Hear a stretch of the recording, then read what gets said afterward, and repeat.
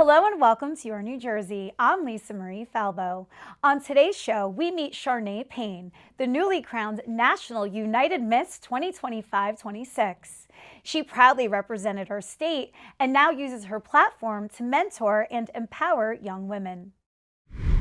But first, we're joined by Tom Bergeron, a longtime New Jersey journalist and the voice behind BINJE, a print and digital platform covering business, politics, and community news across the state. Tom, welcome to the show. Pleasure to be here. Thanks for having me. So before we begin, I have to thank you because you writing about on New Jersey getting the gubernatorial debate, I was glowing for days. Thank you. Well, listen, I'll say I appreciate it, but in general, I did what a journalist does. You have an upstart news organization, streaming network that won the biggest prize. And I said, I got to find out more about these people. We cover New Jersey. It was in the wheelhouse of what we do. Congratulations to you guys, well-deserved. And listen, you were the story. I just wrote it. So the credit goes to you. I know, but for recognizing that, I just think was so cool. And On New Jersey won that. That's where the future of media is going, right? Streaming, digital, all of that. In New Jersey, and this is why we created On New Jersey, media is shrinking. And it's already pretty shrunk here in the Garden State. There's only so many outlets. And now here you come with kind of a throwback. Yes, you're in the digital world, but look, you're printing. And we've gotten great response from printing. We're going to do about one a month. Let's not pretend like we're doing it daily. It is a throwback. It is old school, but we're having great success with it. People love it, so we're going to keep doing it. Tell us about BINJE. So BINJE, when people ask me about BINJE, I always say it's not what we cover, but who we cover for. To me, the secret of media, and I've been in it a long time, is to make sure you have your lane. And our lane is the business makers and the thought producers of companies around the state. So we want to present news that if you run a business, it doesn't matter if it's 3 people or 30,000 people, this is going to be news that's interesting to you. What other businesses are doing, what trends are doing, how the politics are impacting the business community. If we can do that, if we can do features on nice places like yourself, other businesses, key people, we're giving a lane of information that other people aren't providing into the business world. Where do you get your stories from? So stories are everywhere. At our essence, we're a business journal. So who's hiring and firing, who's coming, who's going, what are the latest trends? That's the bedrock of what we do. After that, our stories come from just observing, walking around, seeing things that are different trends, seeing about companies like yourself that are doing. And I've been doing the business journalism side for about a dozen years, so I'm well connected in the community, so it's lots of texts, lots of emails, lots of calls. Do you know about this? Did you hear about that? And that leads to stories. But really, as you know, it's just keeping your eyes and ears open 24 hours a day.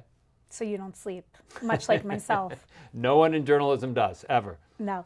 Why is your outlet so important? I think it's important because we're connecting the business leaders and the political leaders. We don't necessarily write about politics, right? There's a lot of people doing the politics lane. The only politics we do is as it impacts the business community. So we'd be more concerned about what the EDA or the Economic Development Authority is doing than what necessarily the governor or the legislature is doing, unless they're talking about a business-focused bill. So the one thing that I think we do is we're a connector. We talk about businesses. It'll give people who are looking to connect with that business a reason to reach out. It'll give them a reason to talk to some of their coworkers and saying, how come they're doing it and we're not? So as much as we're a conduit for information, we're a connector of key people around the state. And you're hitting people in all the ways people consume media. I get your e-newsletters twice a day. You have an AM and a PM. Yep. And I do love that. And it's just packed of information. That goes back to the non-sleeping part, yes. Yeah. It's like, I can't believe there's all these business stories happening, but as we know, New Jersey, we're a small but mighty state and there's a ton happening. It's incredible. I don't know who I should give credit to for the phrase, but New Jersey is the biggest small state or the smallest big state. So because of our geography and because of the impact, you literally can go from top to bottom. So we can cover the whole state. The good news is we can cover the whole state. The bad news is we have to cover the whole state. I mean, but there's 9 million people here. There's a lot going on. There's 1 million businesses. So we always have plenty to write about. What's the trend you're seeing right now in business? So the biggest trend in business right now is trying to understand with the upcoming change in administration in January, what is the focus going to be towards the business community? Some of the candidates have said very strongly we're going to be more of a pro-business state. We are, depending on which poll you look at, and the polls take them or leave it, we can be 49th in business unfriendliness. How accurate that is, I don't know. We're an expensive place to do business, but we bring a lot to it, right? We have very, very smart people, no problems finding people. We're connected to the waterways, we're connected to New York, we're connected to Philadelphia. So there's a lot of good reasons to do business here. The cost aspect will always be the biggest issue, and that's what the next administration will deal with. Do you lobby on behalf of businesses at all with your publication? I do not. Listen, You're totally bipartisan. We're totally bipartisan. We don't have time to be partisan. Yeah. We're trying to cover every sector, whether it's healthcare or higher education or economic development. We just move from area to area. Our job is just to produce the news, to print the news, to talk about what's happening and who's doing it. We'll let you decide, but we don't have time to get too involved in that. Refreshing in this day and age. And easier, but why would you be any other way? I don't understand why anybody would. A lot of people are Some another people way. do. You know, once you go down road A, then you can't go back to road B. We're going to be right in the middle. It just seems to make the most sense for us. You're preaching to the choir here, right? And then you could be friends with everybody. Absolutely. So you mentioned that you've been doing business journalism for over a dozen years. Take us through your very colorful journalistic past. So like many people, I grew up dreaming of the idea that one day someone could pay me to watch the Super Bowl and become a sports journalist. So I was fortunate enough to get a job at the Star-Ledger right out of college and worked there for more than a decade. I was the high school sports editor, which in New Jersey is like nothing else. And then I was the overall sports editor. So the people who know me as Tom the business guy would be stunned to learn that I was a sports editor at the Star-Ledger for the Giants, for the helmet catch Super Bowl. Everyone in journalism should start in sports. It teaches you to write fast, it teaches you to write accurately, it teaches you to write fairly, but more than that, it teaches you the number one rule of journalism, which is relationships. Right? In other parts of journalism, you might come in on a client or someone you're covering once a month, every 6 months, every year. If you're covering a baseball team or a football team, we're having that interaction every day. So that's going to make, my coverage stronger, but also if I got to look you in the eye after every story I write, it's going to make me a little bit sharper. And you understand in sports journalism that the media and sports, are not the enemies.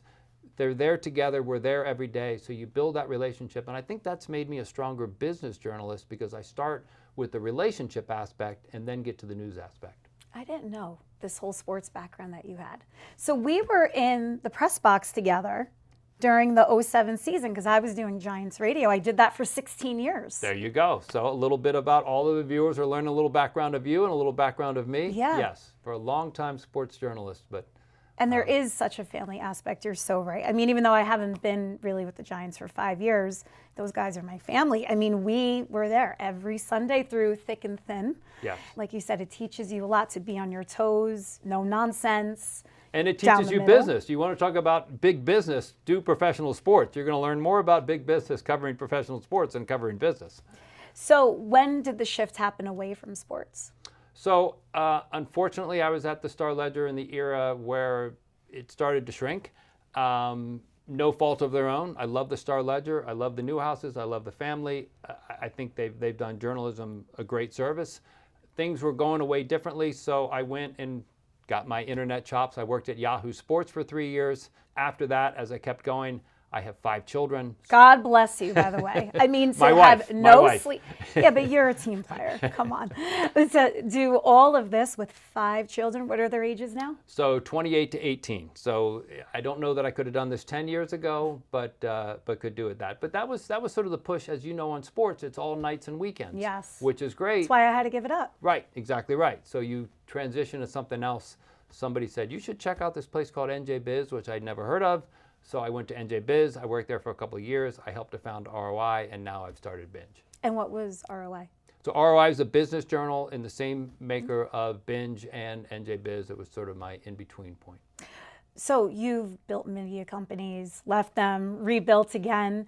I mean, you probably didn't expect media entrepreneurship to be a part of who you are. Was not the game plan whatsoever, but it's fascinating. And especially once I started covering business, the line was, after covering entrepreneurs and covering business and learning about their trials and tribulations, why not try it yourself? And it's different than when you just cover someone and they tell you about their business for an hour. It's different than creating one. So it gave me a background, gave me an interest, and said, let me give this a shot.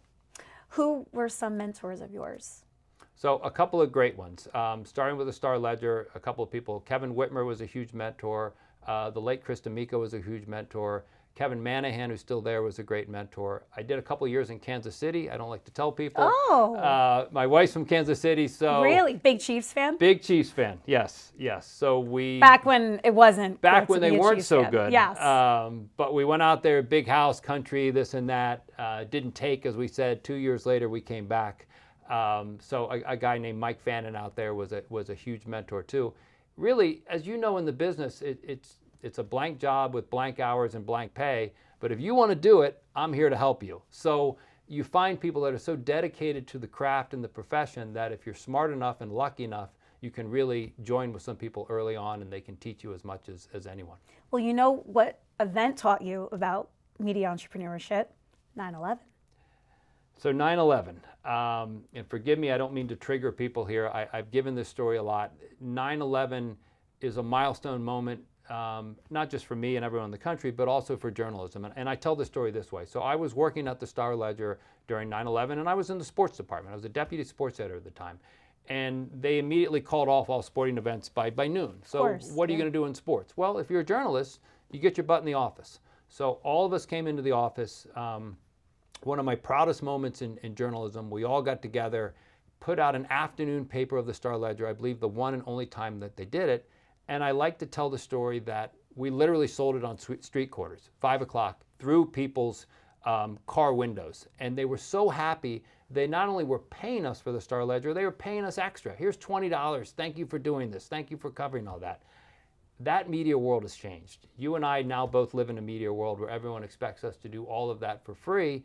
And God forbid, if we ever tried to charge anyone for anything, we would be accused of violating the public trust as opposed to just feeding our families. Yeah, well, what a great story. And by the way, one of the best things that day, September 11th, Mike and the Mad Dog. Do you remember they went to the studio in Astoria and they did their whole show? Right. And it was one of their best shows ever. Journalism is about connecting news to the people that are consuming it. There's plenty of different venues. There are plenty of different people doing it. On this case, Mike and the Mad Dog bringing it to a whole new audience. Yeah, you and Mike and the Mad Dog. Look at that. Tom, this was so much fun. Thank you. And I look forward to having you back because we could talk for hours. Where can people find out more about you and BINJE? BINJE.com, BINJE.com. Twice daily newsletters. Here's the catch. We are free. And our print publication, as you see here, we come out about once a month. That is free too. Sign up. We're happy to share it with people. Love it. Thank you so much, Tom. Thanks for having me. Charnae Payne, National United Miss 2025-26, is also a Wagner College graduate, aspiring medical student, and passionate advocate for young women through her platform, Fuse Your Fire. Charnae is an NJ native and is here to tell us more. Welcome to the show. Hi, thank you for having me. Well, congratulations on your honor. Love the crown. Thank you. Tell us all about your big win. Yes, so this year I competed as Miss Garden State in Orlando, Florida. It was about a 7-day long competition. We compete in 6 different categories, one being community service, one being on stage introduction, interview, and also high fashion runway and evening gown. Also have different parties throughout the week to mingle. Because we are an international and a national system, we have people coming from all over the country and also outside of the United States. So they make sure that it's truly a week full of mingling and having a good time, but also looking for title holders that can actively represent their system. Well, they definitely picked, I mean, your beauty brains, Thank you. the whole package. Thank you. So what was it like to finally achieve your big dream? It was like breathtaking that I got to do all of that in such a short week time. It felt like all the hard work and dedication that I put in my everyday life, it got to be celebrated in the reflection of a title. But to be honest, the mentorship, that's the biggest part for me. Through my platform, Fuse Your Fire, that's where I mentor young girls who are going into the fields of STEM, entertainment. It's giving them those lifelong skills that they can use in any future career path. How did you develop this platform? So yes, at home, I'm actually the oldest of 5 siblings. So the same God bless skills, your parents, by the way. yes. It is a lot, but the same skills that I get to instill in my siblings, I get to ignite that same passion in young girls. That's where the fire comes from. So Fuse Your Fire stands for fierce, infrangible, resilient, and empowered. And those are characteristics that I felt like I learned and developed as growing into a woman, and that I wanted to instill in other young girls as they're getting comfortable figuring out their identity and kind of what they want to give back to the world. I find it so interesting that your platform takes people interested in STEM and entertainment, and you've kind of found a way to mesh them together because they really don't go. Yeah, no. So I see things as along the way in life, you're going to meet as many people, but it's how you're going to apply the things that you're learning in each phase. So in the world of medicine, I meet people on an everyday basis and I'm learning about their everyday life. It's no different in entertainment. You're meeting people and it's all about who you know in the same field. So it's about giving them the skills to be able to talk to any person and to network. So it's same thing. Same things, yes. So are you seeing a lot of unicorns like yourself that do both? Yes, that do both. Especially in the world of pageantry, I come across so many women that are multifaceted. They're doing so many different things and they're looking for a way to merge that and inspire other people to do that, and that's where pageantry has come into play. Yeah. So how do you mentor the people on your platform? So I do a lot of going into schools. I started when I was in college teaching health and sex education to high school students. So I did a lot of giving people the skills that they needed to succeed in making educated decisions about their bodies. So why not do that? That can expand into lifelong skills.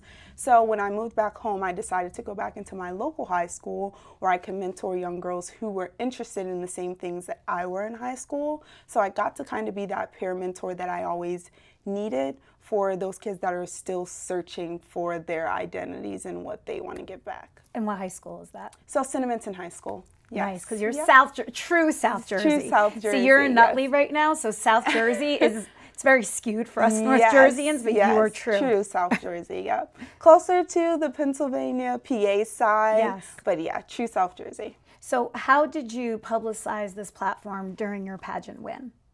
Yes, so in interview we're asked a lot of questions about what we want to give back to the system and how that'll translate into the legacy of not only for us, but what the system encourages. And it's building well-rounded young girls, and that's what they want. So that mentorship piece applied directly into when I was meeting these young girls during pageant week who are still, they may be new to pageantry, but they're also new to figuring out what they want to do with their lives. It applied all week. So during that week that it'll also apply to later when they're coming across people and meeting new people in their phases of life, that they'll realize just even a simple word of encouragement can inspire them to do something great later. You are such an inspiration. Thank you. Wow. Thank you. So what is your life going to look like over this next year? Yes, so we do a lot of travel throughout the year from state pageants. We're also afforded the opportunity to do an international trip. And throughout the year, we'll be able to pursue our personal initiatives and also the Pageants Initiative, which is Be Heroic. And a few of those pillars are honesty, optimism, and community. They're big on building well-rounded girls that are not only succeeding in their careers, but also pouring back into their community. How about here in New Jersey? What are some of the initiatives you have to do? So I personally, I like to donate to local food banks. I do a lot of clothing drives to donate to women that are suffering from domestic abuse. I do a little bit of everything just because I feel like there's never one thing you can just focus on. Our country has so many needs and New Jersey alone has so many needs. So I try to do a little bit of everything. What are some of the stereotypes that you would like to dispel about the pageant industry? Yes, that most of the time pageant girls are more than just a pretty face. They have so much going on, not only in their communities, but also their careers and what they're giving back to. As I said before, I've met some of the most accomplished women through pageantry, and they have done so much work not only in their careers, but to pour into their communities, to young leaders. So I really want people to see that pageantry is more than just a pretty face. Yeah. You are meeting the most educated and well-rounded people that you may ever meet in your life. So. Yeah. So bigger picture, after your reign is up, Yes. what's next for you? So I'm actually applying to med school. My goal ever since I told my mom when I was 6 is that I wanted to become a doctor, and I have never steered clear from that path, but I've added on things that would make me a well-rounded doctor. Post my undergrad education, I worked in a private practice. Because it was COVID, I couldn't work a lot in hospitals, so I ended up working with a doctor who was an oral maxillary surgeon, and he did anything from the head to the neck down, so I got to see a little bit hands-on what it's like being a doctor running your own practice. That's what I ultimately want to do, and have a plastics practice, but it'll Yes. Wow, I'll come see you when yes. things start to go downhill, yes. right? I want it to pertain also aesthetics and holistic medicine, so you get both sides and both pieces. I love that you want to combine plastics with holistic medicine. Again, two worlds that don't really go together, but you're kind of the master at that. Yeah, so I want people to realize when you're going through different things, sometimes it's the lifestyle you need to change. It's not always a prescription that's going to fix it. That maybe overall lifestyle orientation and trying things in a different way can ultimately better your health. I totally agree. Yes. And you're doing all of this while also modeling for QVC. Yes. There's a lot of QVC shoppers that watch us, so I want to shout that out. Yes, yes. So actually, that's where I started my modeling career. When I moved back home, I met an agent, and she was like, I think you would be great for QVC. And then I randomly get in a call like, hey, we're ready for you to start practicing on air and doing trainings. And I'm like, oh, okay, I guess this is it. And I've been there the past 4 years, and I've been having an amazing time. I've gotten to meet celebrities that I never thought I'd meet, from Martha Stewart to Scarlett Johansson. So wow. Yeah, everyone's at QVC right now. Well, you know what? They should be looking up to you, though. You're the celebrity because your resume is just something else. Thank you. Thank you. Well, where can people find out more about you and to trace your steps over this next year and beyond? Yes, so my social media is National United Miss. I'll be posting all things IUM there, and my personal social media is Charnae Marie. That's where you'll see more of my modeling career and how I'm juggling being a pageant queen, applying to school, and all of these things at once. Well, you'll accomplish anything you set your mind to. Yes, thank you. Thank you so much, and congratulations. Yes, thank you for having me. Thank you for joining me on another episode of Your New Jersey. I'm Lisa Marie Falbo. We'll see you back here next week.